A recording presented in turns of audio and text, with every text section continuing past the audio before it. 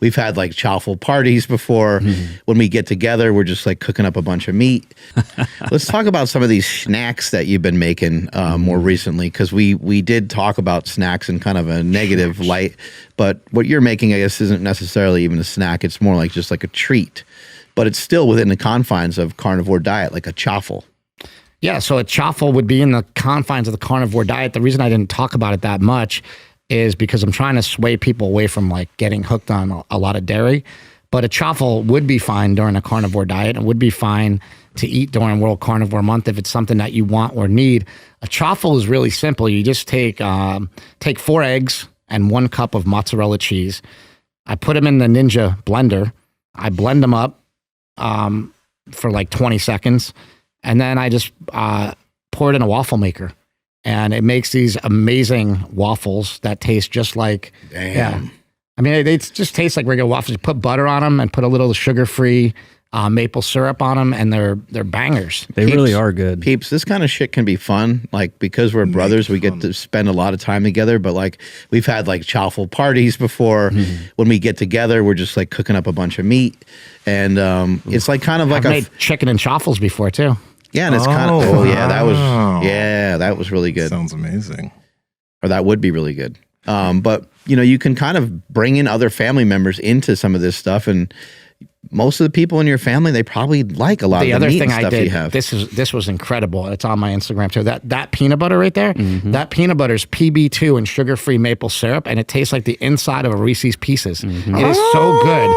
So you just mix that together, and even if you didn't have the chaffle, you could mix that together and just eat a little bit of it. Andrew just came in his pants. I splooshed. I mean, it's amazing how it tastes together. You're like, I can't believe this. I did, but I also do this with PB Fit and French toast all the time. Yeah. You throw some like maple syrup on it? Yeah. It's really good, right? Yeah, you can use maple syrup or even just like the unflavored yogurt, the Greek yogurt, and just do it that way. But yeah, you still add syrup to it. It's so good. I put syrup on everything. What about like, and what kind of syrup do you use? So I just use the like the Walmart brand sugar-free syrup. It has like 15 calories for like 30 milliliters or something.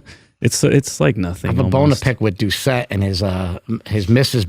Butterworth Light. They don't sell it anywhere in America. It's a Canadian thing. Okay, so that I'm like, I can't find it anywhere either. It's a Canadian thing, I think. And then also he has like a light butter that he uses that has like less fat in the butter, and they don't have that here either.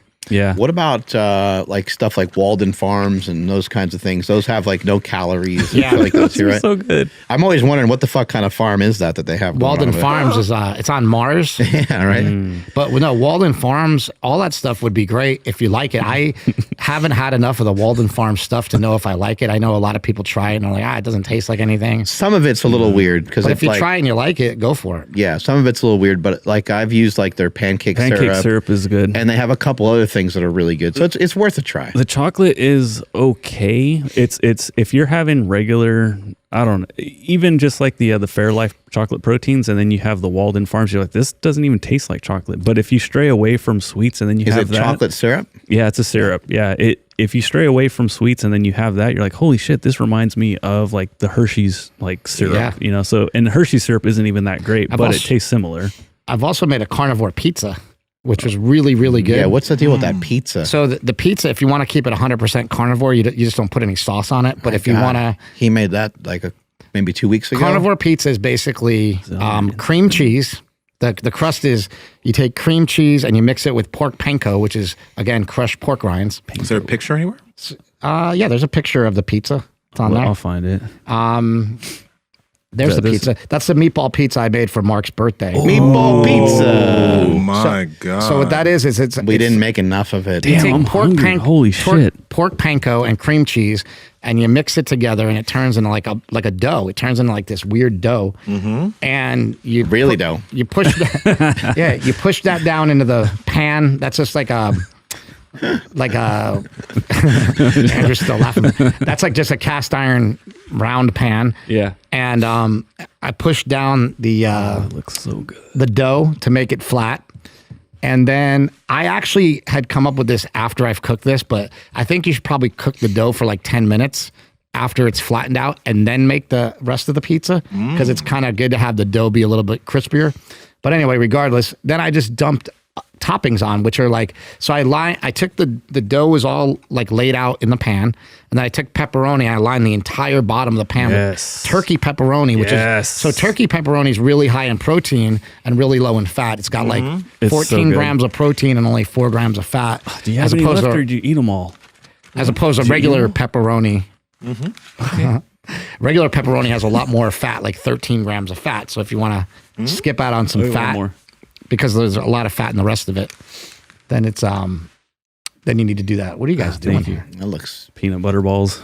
So Well, you guys started talking about food, and I got hungry. yeah, so basically the pizza, it's just it's the crust, and then it's just a bunch of pepperoni laid out, and then it's a bunch of cheese laid out, and then we put some meatballs on top because we were making meatballs that day. And I actually usually serve it with sauce on the side, so I just dip a little bit in the sauce if I want sauce and do it like that. we make meatballs all the time that don't have any like bread in them. We just use the panko stuff in there, and they come out great. It's a good hack, the panko stuff. Never heard of it. Yeah, you know what's weird is I was just talking to Mark about this. I haven't tried it yet, but I've been actually trying to see, I'm going to try to see if you can use pork panko to make other things that would be like a cookie.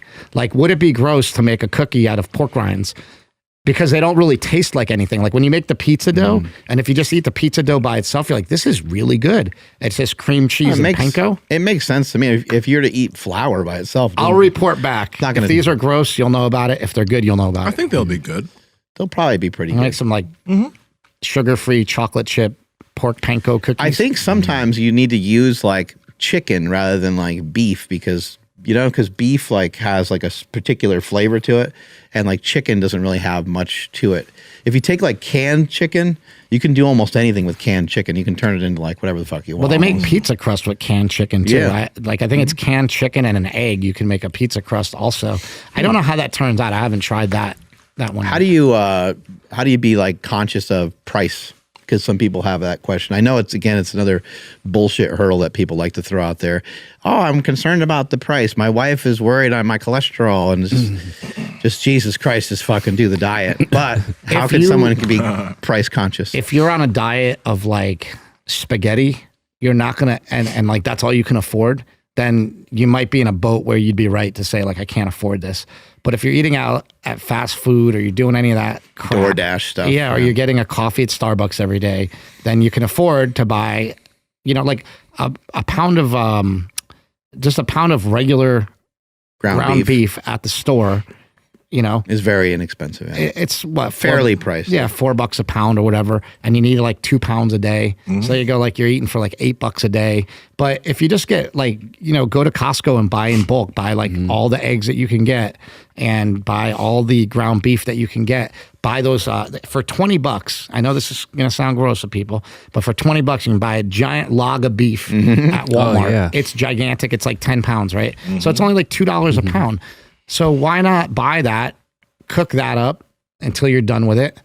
And it, like for me, for some reason, when I was in college, all I ate was those logs of beef with Gulden's mustard on it. So when I did carnivore in college, so it was all I had. So it was like, I didn't know any better. And if I just said, like, if I just told you all you can eat is this or nothing else, and you just do it, are you going to get in good shape? Well, yeah, when I did that in college, I lost like 35 pounds, like because I was a fat power lifter trying to get, lose weight for powerlifting. I didn't know how. So I was just told red meat and water. And since I was naive and stupid and broke, that's all I could afford was those logs of beef. And I just ate that. I didn't know how to make pork panko pizza back then. Carnivore college. I like it. Are you still trying to diet on chicken, broccoli, rice, dry turkey? It's no fun. And a lot of people avoid steak, but one of our sponsors, Piedmontese Beef, has amazing cuts of steak, some that have really low fat, like their flat iron steak that has 4 grams of fat and 80 grams of protein per steak. And then their ribeyes, which are just amazing, juicy, and fatty. So there's no reason to diet with chicken anymore. Andrew, can you please tell the people how to get Piedmontese? It's over at Piedmontese.com. That's Piedmontese.com. At checkout, enter promo code Power Project for 25% off your entire order. Head over there right now. Yeah. We should start one. Carnivore College. When it comes to those big old logs of beef, like yesterday I got the Costco trays. You know, those are 88.12 ground beef. Those logs I think can go up to like 93.7, but they also have the 85. And so which ones should people try to go for when it comes to like, okay, shit, this is what I'm going to be eating for the next couple days? Yeah, World Carnivore Month, go for the fattiest one. There's one that's 73.27. Yeah, or something like that. It's like cooking up bacon. There's one that's really fat, really fatty, right? That one that's really fatty, get that one. It's like white too. It's like, well, it's like more all bang. fat. Think about it, it's more bang for your buck. You're getting more calories per dollar, right? So get that. You know, Mark and I remember we used to talk about like if you were like a bum, what would you eat? You know, it's like you got to buy the things that are more calories per Calorie dense. I think we came up with the ultimate thing was like sunflower seeds. Oh yeah. They had like 1,200 calories in like a little 99-cent bag of sunflower seeds. Really? Oh shit! Yeah, not that that's carnivore, but I'm just saying if I know, you're but I trying to never get realized. calories per price, Oh my god! sunflower kernels. Damn, when I used to be a driver, that's all I ate was just sunflower seeds all day to stay But you awake. probably ate them in the shells, right? Yeah. To do the whole like, kind of just- like you're chewing tobacco, but like just you're to not. stay awake. Yeah. Yeah. So I'm talking about like the kernels, the little, just Okay. the part that you would eat from the inside, without the shells, because you can eat a ton of them and they come in like That a little little package. bag, yeah. I just realized this. I just remember the last time I ate sunflower seeds was when I was a kid playing baseball. Why is that such a thing when you play baseball? Why is that a tobacco. thing? and Because spitting. the baseball players chew pros. tobacco, and since you're a So little it's- kid, you're not allowed to chew tobacco. You chew all That's these why seeds, they had us do and you that. spit them out. Yeah. Which is an interesting thing, right? The baseball players are fucking getting high during the game. You know? Like Shows literally. you how important baseball is. Yeah. And the kids are like, I want to do that too, but sunflower seeds.